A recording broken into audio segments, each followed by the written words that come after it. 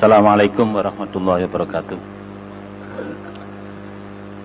Bismillahirrahmanirrahim. Alhamdulillah nahmaduhu wa nasta'inuhu wa nastaghfiruh wa na'udzu bihi min syururi anfusina wa sayyiati a'malina. May yahdihillahu fala mudhillalah wa may yudlil fala hadiyalah.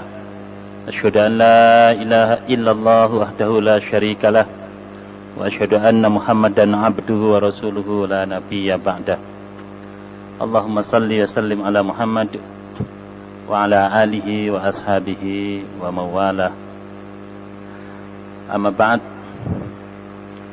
Ma'asyiral muslimin rahimakumullah. Jamaah salat maghrib yang dirahmati Allah. Alhamdulillah kita panjatkan puji syukur kehadiratnya, keselimpahan rahmat jasmata saat ini kita berada di masjid ini untuk menunaikan salat maghrib berjamaah. Semoga salat kita diterima oleh Allah Subhanahu wa taala. Bapak dan Saudara sekalian, minggu yang lalu kami telah menyampaikan tentang 7 ayat surat Al-Qalam. Ayat pertama sampai dengan ayat ke-7. Dan menurut Ibnu Abbas merupakan ayat-ayat yang turun setelah Al-Alaq 1 sampai dengan 5.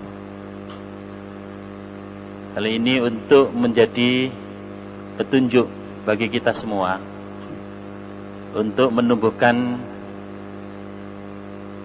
keimanan kita kepada Allah Subhanahu wa taala, untuk membangun kehidupan Islam, kehidupan yang selamat,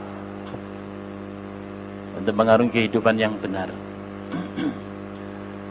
Setelah kita menyadari lewat bimbingan Al-Alaq 1 sampai dengan 5 bahwa kita telah mengenal apa dan siapa Allah, apa dan siapa diri kita, dan apa alam semesta ini, maka kita bisa menempatkan diri kita di hadapan Allah Subhanahu wa taala, serta kita bisa menempatkan diri kita, posisi kita di hadapan alam semesta ini. Kita menempatkan diri kita di hadapan Allah sebagai hambanya, karena Dia yang telah menciptakan kita dan Dia yang telah menciptakan segala kebutuhan untuk kita. Di mana bumi dan langit seisinya ini, alam semesta ini diciptakan oleh Allah dan ditundukkan untuk memenuhi kebutuhan kita. Maka tidak selayaknya kita menghambakan diri kepada selain Allah. Hanya Allah saja yang berhak dihambakan. Tidak selayaknya kita menghambakan diri kepada selain Allah. Selanjutnya, alam semesta ini kita kuasai, kita tundukkan sebagai alat untuk beribadah kepada Allah. Selanjutnya alam semesta ini, bumi ini kita injak, kita tundukkan, kita kuasai sebagai alat.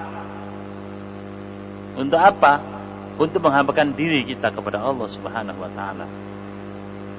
Nah, Bapak dan Saudara sekalian yang berbahagia, istilahnya secara eksistensial, keberadaan kita kalau sudah benar seperti itu, maka selanjutnya tidak ada lagi satu aktivitas kita, satu kehidupan kita yang bukan dalam rangka untuk menghambakan diri kepada Allah.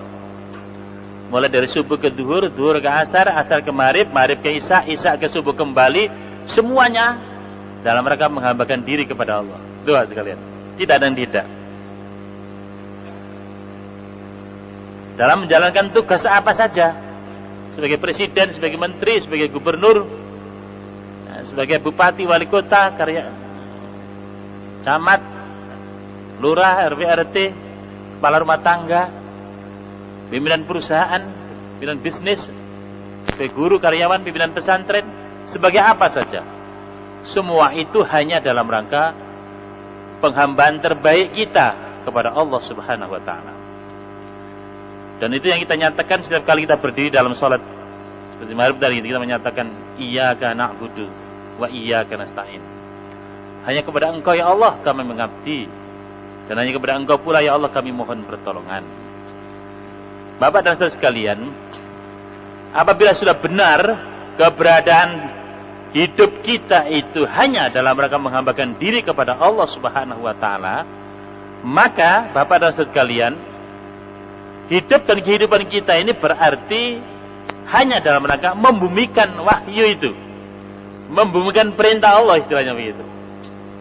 Makanya setelah surat Al-Alaq turun Al-Qalam, di mana cita-cita hidup orang yang sudah diikat oleh ikatan tauhid, ikatan la ilaha illallah Muhammadur Rasulullah, satu-satunya pekerjaan hidup itu adalah membumikan wahyu itu.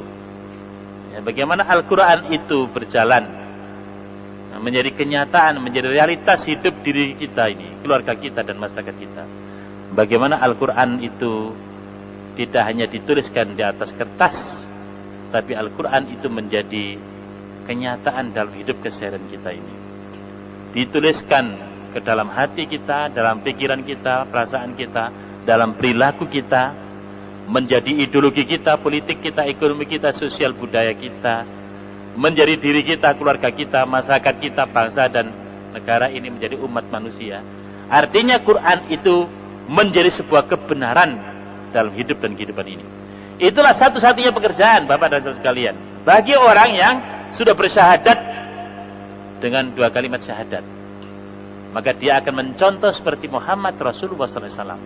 Bahwa satu-satunya pekerjaan adalah membumikan wahyu itu. Dari langit dibumikan. Gitu. Yaitu kan kita di bumi ini adalah mendengarkan perintah Allah dengan sikap sami'na wa ata'na. Saya dengar ya Allah dan siap kami laksanakan. Bapak dan sekalian yang kami hormati, sebab hakikat perintah itu hanya dari Allah. Hakikat ketaatan itu hanya kepada siapa? Allah Subhanahu wa taala. Kalau kita menyuruh anak kita, bukan karena ingin kita ini membuat peraturan yang kita buat-buat untuk beranak kita, tidak. Tapi sebagai orang yang sudah bersyahadat, seluruh aturan main itu adalah dalam rangka membumikan, mengimplementasikan wahyu sebagaimana sunnah Rasulullah Muhammad sallallahu alaihi wasallam. Sehingga hakikatnya tidak ada perintah kecuali perintah Allah dalam hidup dan kehidupan ini. Bapak-bapak sekalian yang kami hormati, ketika kita berusaha membumikan wahyu, ajaran langit ini ke bumi, maka di sanalah terjadi benturan istilahnya. Nah, di mana Allah Subhanahu wa taala menciptakan manusia, menciptakan alam semesta ini sudah berdasarkan hukum-hukum, rumus-rumus, ketentuan dan ketetapan yang pasti berlaku bagi ciptaannya. Nah, yang pasti berlaku bagi ciptaannya. Dan itu namanya qalamullah, pena Allah. Sebab pertama kali yang diciptakan oleh Allah sebelum apa yang ada ini semua adalah qalamullah, itu pena itu, kolam itu, al-qalam itu. Untuk apa kami diciptakan Tuhan? Tuliskan apa yang ada dan apa yang bakal terjadi. Nah, itu kolam.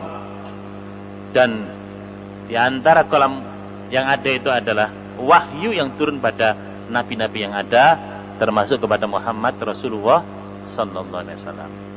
Dan Muhammad telah berhasil menuliskan qalamullah, itu pena Allah itu dalam kenyataan kehidupan ini menjadi kehidupan yang selaras, yang sesuai dengan yang dikehendaki oleh Allah Subhanahu wa taala. Dan Bapak dan sekalian, itulah wahyu. Kita sebagai orang yang sudah bersyahadat akan melakukan pekerjaan seperti itu. Sebagai orang tidak seperti itu, maka dipertanyakan syahadatnya. Itu. Jadi konsekuensi orang yang sudah bersyahadat dengan kalimat la ilaha illallah Muhammad Rasulullah mestinya menegakkan syariat Allah dalam kehidupan ini. Mestinya memberikan Al-Quran dalam kehidupan ini seperti yang dicontohkan oleh Rasulullah, tidak seperti yang lain. Walaupun ketika memberikan wahyu itu antara agama langit, agama samawi istilahnya, dengan agama bumi, agama wadoi, agama buatan manusia, ya, ini akan terjadi benturan, ya, akan terjadi benturan. Nun wal qalami wa ma yasturun, akan terjadi benturan. Jadi ada agama buatan manusia, ada falsafah buatan manusia, ada ideologi buatan manusia. Nah, Allah punya kepentingan dalam menciptakan alam semesta, dalam menciptakan manusia ini, dan Allah berikan petunjuk bagaimana seharusnya ciptaannya itu untuk tumbuh dan berkembang. Bagaimana ciptaannya itu dalam menapaki perjalanan hidup dan kehidupannya. Maka Allah berikan karena kasih sayangnya menurunkan wahyu lewat para nabi dan rasulnya. Sayang, betapa banyak manusia yang tidak mensyukuri, malah mengkufuri nikmat wahyu itu. Tidak diterima dengan lapang dada. Wah, berterima kasih tidak. Ya, itu. Bapak dan saudara sekalian berbahagia. Jadi betapa banyak manusia yang tidak merasa mendapatkan karunia dengan wahyu itu. Malah merasa ngerepoti. Ya, ngerepoti. Malah merasa mengganggu. Wah, ganggu aja ini. Ya. Dengan wahyu ini banyak orang Amerika yang merasa terganggu. Dengan wahyu ini banyak orang Eropa yang merasa terganggu, gitu ya. Dengan wahyu ini banyak orang Australia yang merasa terganggu. Dan wahyu ini banyak orang Arab merasa terganggu. Banyak dengan wahyu ini orang Indonesia juga merasa terganggu. Wow, jangan pakai wahyu lah, lo gitu. Kita kan gitu. Jadi sekarang sambungan manusia ini. Padahal Allah SWT nggak butuh dengan pelaksanaan wahyu itu. Tapi Allah tahu bahwa kamu kalau nggak pakai wahyu gak selamat hidup di dunia ini. Gak akan berhasil kamu membangun diri Anda, membangun manusia ini, membangun bangsa ini, membangun umat manusia ini. Tanpa wahyu tidak mungkin kamu selamat untuk menuju kehidupan surgawi, kehidupan yang bahagia di dunia ini dan di akhir nanti. Allah kasih sayang pada manusia ini, diberi petunjuk, lah kok menolak? Menolak. Nah, kenapa Bapak terjadi seperti itu? Memang Allah Subhanahu wa taala menitahkan kehidupan ini berpasang-pasangan seperti itu. Nah, ada siang, ada malam, ada pria, ada wanita, ada baik, ada buruk. Nah, ini ada yang benar, ada yang apa? Batil. Ada yang berpihak kepada yang benar, ada yang berpihak kepada yang batil.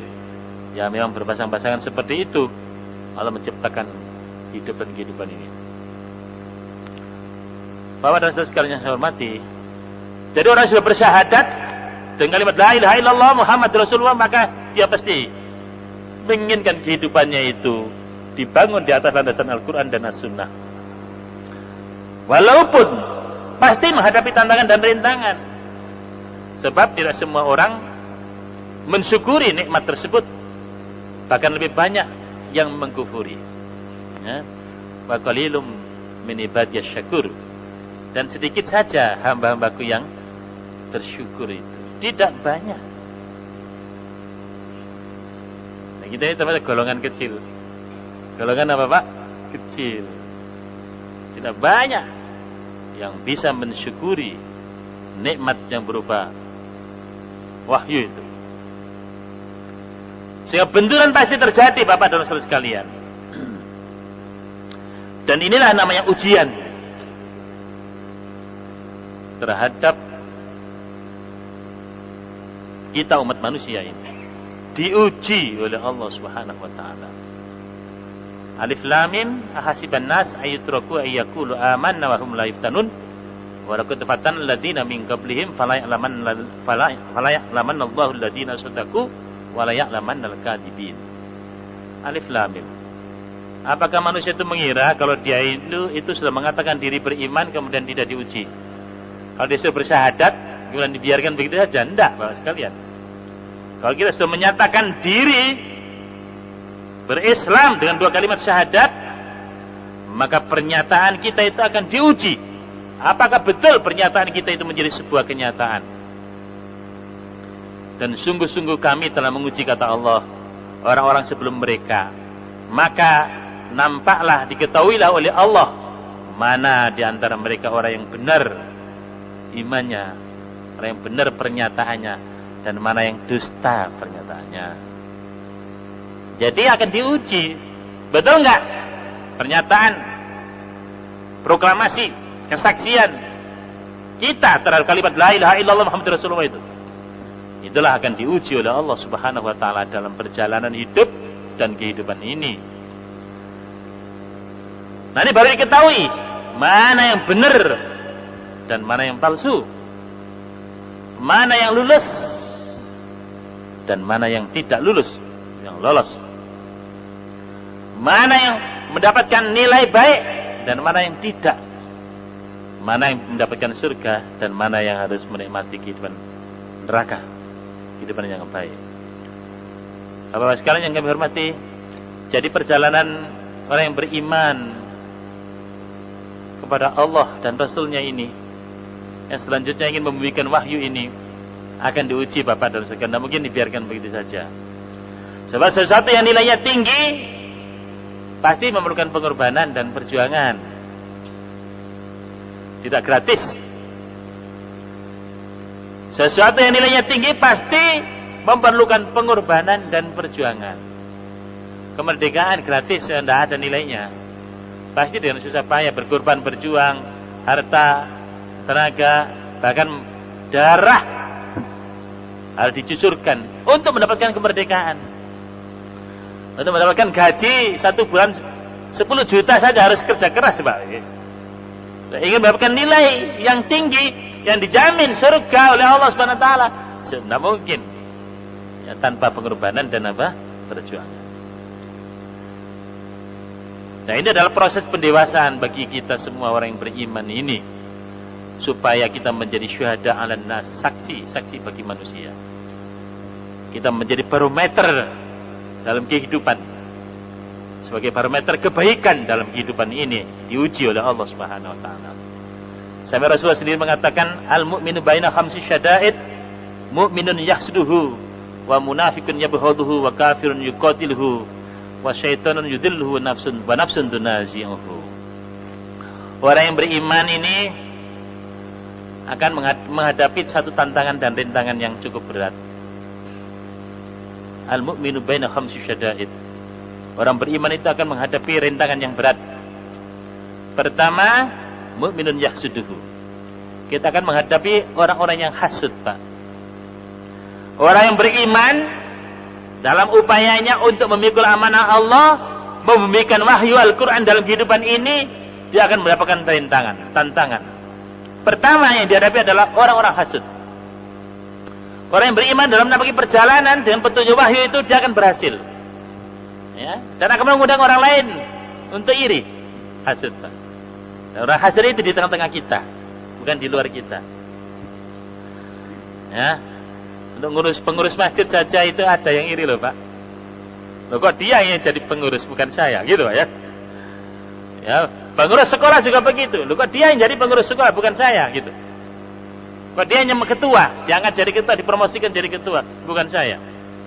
Di tingkat SD saja begitu, SMP, SMA. Pokoknya untuk kepentingan iman,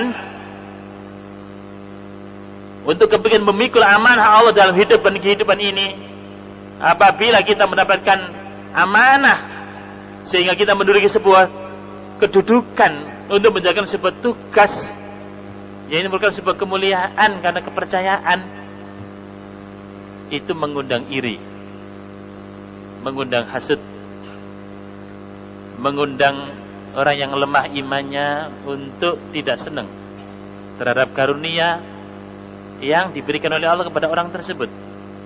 Kalau bisa karunia itu lenyap, hilang, atau pindah kepada dirinya. Dari hasud itu sikap mental tidak senang saudaranya mendapatkan karunia. Kalau bisa karunia itu hilang atau lenyap atau pindah pada dirinya. Sikap mental seperti ini tidak baik. Dan jangan sampai ada pada kita ini, Bapak dan saudara sekalian, sebagai orang yang beriman, ya, kelemahan iman melahirkan sikap yang tidak baik seperti itu. Penyakit rohani, penyakit mental. Oh, saudaranya mendapatkan karunia, mestinya selamat. Selamat ya, saya ikut senang dan bangga. Mestinya begitu orang beriman. Bukan sebaliknya, loh kok kamu bukan saya. Tidak seperti itu, Bapak sekalian. Dan orang yang beriman itu adalah orang yang senang kalau saudaranya mendapatkan karunia. Bahkan posisi, kedudukan, atau nikmat yang lain, ya, senang. Bahkan kalau bisa, sebagai orang yang beriman, kehadirannya dalam memberikan manfaat kepada orang lain yang masih memiliki kekurangan. Nah, kalau ada orang yang mendapatkan nikmat karunia, pasti dia merasa bangga, merasa senang, merasa bahagia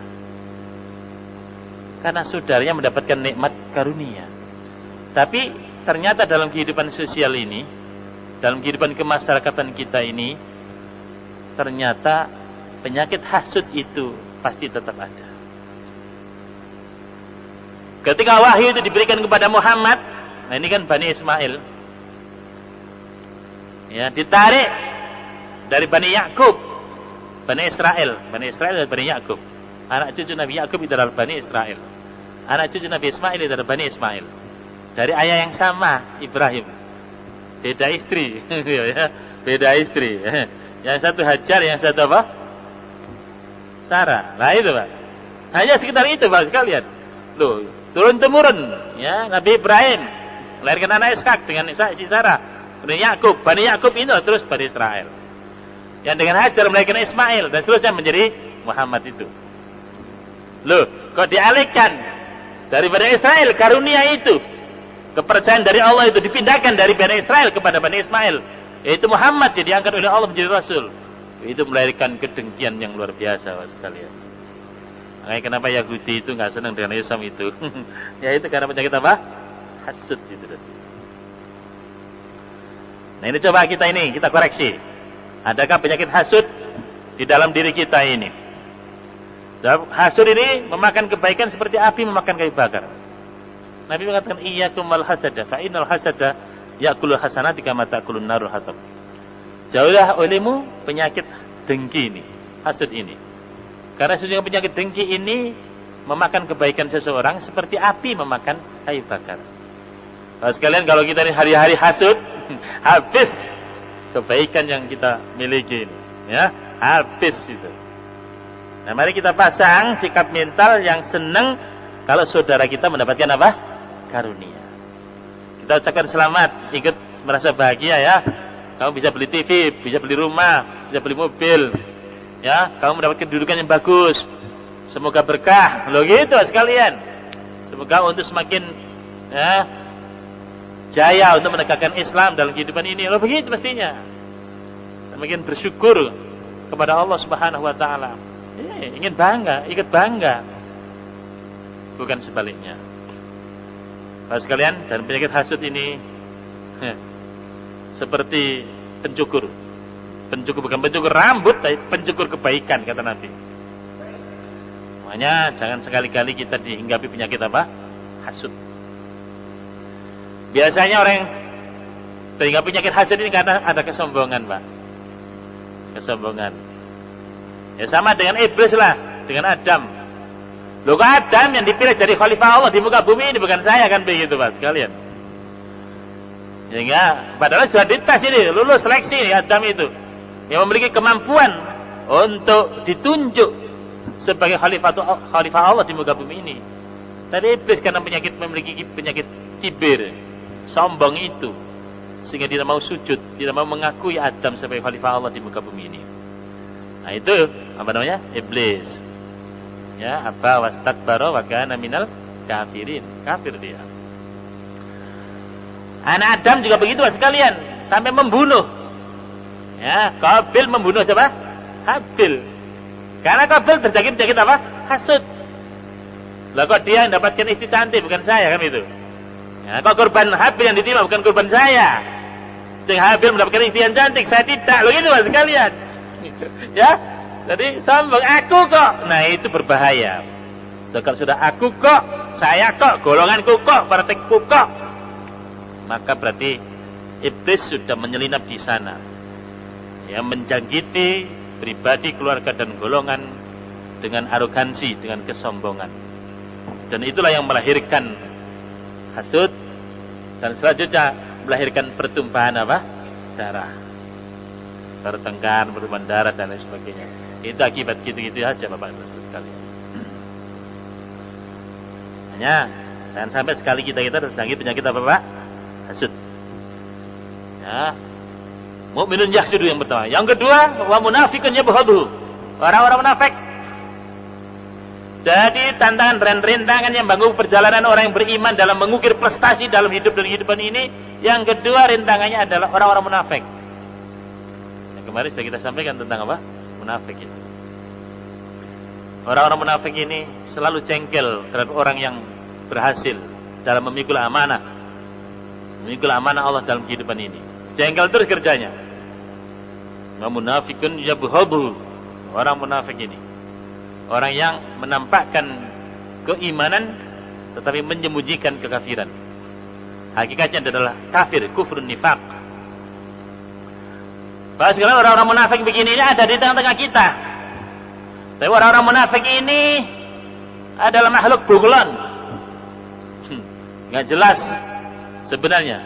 Oh, nampaknya ke Islam kok, aktif di masjid, aktif pengurus apa dan sebagainya. Ya, hatinya sebenarnya ya tidak di masjid. Hatinya sebenarnya bukan hati Quran. Ya, sebenarnya dia tidak berla ilaha illallah, itu hanya palsu saja. Yang ada di permukaan itu, penipuan saja. Ya, bunglon.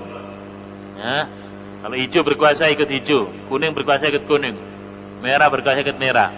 Yang penting aman. Ya, dapat bertahan hidup. Makhluk bunglon ini banyak. Makhluk yang tidak punya jati diri. Nah, tidak jelas identitasnya, tidak jelas kepribadiannya, tidak jelas karakternya. Yang penting makan. Nah, yang penting aman. Ya, baik sekalian, masalah prinsip diabaikan. Orang-orang munafik ini istilahnya kalau kenduran datang duluan, kalau kerja bakti datang terakhir. Setelah selesai kerja bakti baru datang. Kalau makan-makan dia yang paling awal. Ya, orang munafik ini seperti ini sikapnya sekalian. Ketika diajak untuk berperang, dia menyelinap, menghindar kemana-mana, nggak tahu kemana. Dan kalau sudah harta rampasan perang ada, dia merasa punya hak terhadap harta rampasan perang yang ada. Begitulah orang-orang munafik, sikap orang munafik itu. Tidak jelas la ilaha illa wa la ilaha illa, gak ngalor gak ngidul. Nah, orang munafik ini selalu mengganggu Bapak sekalian di dalam perjalanan. Di dalam kepengurusan masjid juga ada orang seperti itu. Kepengurusan organisasi Islam juga ada. Kepengurusan pesantren juga ada. Orang hasud itu ada, orang munafik itu ada. Jadi terus mereka itu ngericui, ngerepoti, ngerusuhi. Nah itu Bapak sekalian. Tidak ada. Dan ini ujian iman. Ujian iman. Dalam keluarga juga begitu. Kalau kita ingin membangun Quran dalam kehidupan keluarga kita, ada saja ini. Yang tampil sebagai orang hasud, yang tampil sebagai orang munafik. Di dalam internal kita ini. Dan biasanya mereka ini yang menjadi perantara, ya, bagi orang-orang kafir yang ada di luar kita, ya, yang menjadi informan gitu, ya, yang mengacaukan keadaan. Baik sekalian yang kami hormati, dan yang ketiga, tantangan-rintangan bagi orang yang beriman yang ingin memberikan wahyu itu adalah wa kafirun yuqatiluhu. Orang-orang kafir yang berusaha untuk menghabisi kita, untuk membantai kita, untuk membunuh kita. Wa idza yamkuru bikal ladzina kafaru yuthbituka aw yukhrijuka yaqtuluk wa yamkuruna wa yamkurullahu wallahu makirin. Dan ingatlah ketika orang-orang kafir itu berusaha untuk merencanakan makar kepadamu Muhammad, kepadamu wahai orang yang beriman, yuthbituka untuk memenjara kamu, ya, aw yukhrijuk atau untuk mengusir kamu, aw yaqtuluk atau untuk membunuh kamu. Hadirin, jadi orang-orang kafir itu mereka itu pasti sudah membuat rencana makar. Apa makarnya itu? Ya, memenjara kita, memenjara orang beriman maksudnya itu. Memenjara kita atau mengusir kita orang beriman, atau membantai orang yang beriman. Coba kita lihat, ketika orang Islam yang komit kepada Islamnya ingin memperjuangkan Islam di daerah minoritas, katakan begitu, pasti mereka itu kalau tidak diusir, dipenjara, dibantai, di mana-mana lah. Sejarah ini begitu. Ternyata orang kafir itu punya makar seperti itu. Itu bukan ketetapan dari Allah Subhanahu wa taala untuk menguji iman kita ini. Nah, mereka itu punya rencana makar seperti itu. Wa yamkur bikal ladzina kafaru yuthbituka aw yaqtuluka aw yukhrijuk wa yamkuruna wa yamkurullah. Mereka berusaha untuk membuat makar, Allah juga membuat makar. Wallahu khairul makirin. Tapi Allah lebih hebat makarnya, lebih hebat rencananya. Sekalian, orang-orang kafir, orang-orang Yahudi Nasrani ini tidak akan pernah rela kepada kita. Walan taraddu ankal yahudu walan nasara hatta tattabi'a millatahum. Dan orang-orang Yahudi tidak akan rela kepadamu Muhammad. Ya. Yahudi Nasrani tidak akan pernah rela sebelum kita mengikuti milah mereka. Ya, mengikuti agama mereka, gaya hidup mereka, gitu Pak sekalian, pola hidup mereka, ya, ajaran mereka. Jadi mereka berusaha keras bagaimana Yahudi dan Nasrani itu menentukan dunia ini, dan jangan sampai orang Islam tidak mengikuti mereka. Jadi mereka berusaha keras dan tidak akan pernah rela kalau ada Islam tegak itu sekalian. Lantar atau itu tidak akan rela sepanjang zaman. Loh, kok masih ada begitu Pak? Iyalah, itulah kehidupan yang tadi dikatakan bahwa hidup dan kehidupan ini berpasang-pasangan. Sehingga Yahudi dan Nasrani tidak akan pernah rela kepada kita apabila kita berusaha keras untuk memikul amanah dalam hidup ini, membawa wahyu itu dalam kenyataan. Mereka berusaha keras untuk membuat makar dengan makar yang macam-macam tadi itu. Bapak-bapak dan saudara sekalian, coba orang hasud seperti itu, orang munafik seperti itu, orang kafir seperti ini. Ya, berikutnya adalah wasyaitan yudillu setan. Berikutnya setan, Pak, yang selalu menyesatkan kita. Setan minal jinnati wan nas, dari kelompok jin yang enggak kelihatan maupun dari kelompok manusia, yaitu makhluk yang jahat dan mengajak untuk berbuat jahat. Setan, iblis itu anak cucunya setan ini terus gentayangan di muka bumi ini Bapak sekalian. Mereka mencari teman karena memang sudah diberi restu oleh Allah Subhanahu wa taala. Mencari teman, siapa saja anak manusia yang bisa diajak, dipengaruhi, dihadang dari depan, dari belakang, dari kiri, dari kanan, dari seluruh penjuru Bapak sekalian. Musuh kita itu iblis, anak cucu setan terus menerus, baik dalam bentuk manusia maupun dalam bentuk jin, mempengaruhi kita, menghasung kita, menghadapi kita dari belakang, dari depan, dari kiri, dari kanan. Loh, kira-kira ada yang selamat nggak Pak? Kira-kira ada yang selamat nggak dalam perjalanan iman ini? Dengan apa kita bisa selamat Pak sekalian? Nah, dan setan ini sekarang sudah mengkangkangi dunia ini Bapak sekalian. Ya, mengkangkangi dunia ini. Ya, hampir tidak ada manusia yang tidak terseret oleh tipu daya, oleh langkah-langkah setan. Makanya kita disuruh masuk ke dalam Islam secara kafah. Dan saya kita mengikuti langkah-langkah setan. Ya, innalladzina amanu udkhulu fis silmi kafah wa la tattabi'u khutuwatis syaiton. Innahu lakum aduwwum mubin. Wahai orang-orang yang telah beriman, yang masuklah kalian ke dalam Islam ini secara utuh. Jadi kalau tidak, berat. Jangan mengikuti langkah-langkah setan. Setan itu adalah musuh yang nyata bagi kalian. Nah, setan ini ingin cari teman sebanyak-banyaknya untuk hidup di neraka. Dia siap untuk hidup di neraka. Dari teman. Jalur untuk masuk ke surga itu hanya satu saja, menjadi hamba Allah, konsisten menjadi hamba Allah, konsisten dengan wahyu, konsisten dengan Islam, sehingga mati dalam keadaan Islam, mati untuk Islam. Hanya itu yang bisa menyelamatkan kita Bapak sekalian. Dari apa? Dari tantangan dan rintangan yang sangat banyak tadi itu, termasuk dari iblis dan anak cucunya setan ini. Dan yang terakhir, rintangannya adalah wa nafsun tunazi'uhu. Nafsu ini yang selalu menggelincirkan kita Pak sekalian. Yang namanya manusia ini adalah makhluk yang punya kebutuhan Pak, ya Pak. Ya. Banyak manusia ini sudah dikendalikan oleh perut ke bawah. Perut ke bawah itu Pak, harta, tahta dan apa? Wanita. 3 ya. Jadi seringkali 3 itu menjadi motivasi hidup, dorongan hidup. Jadi hidup ini hanya digerakkan 3 itu.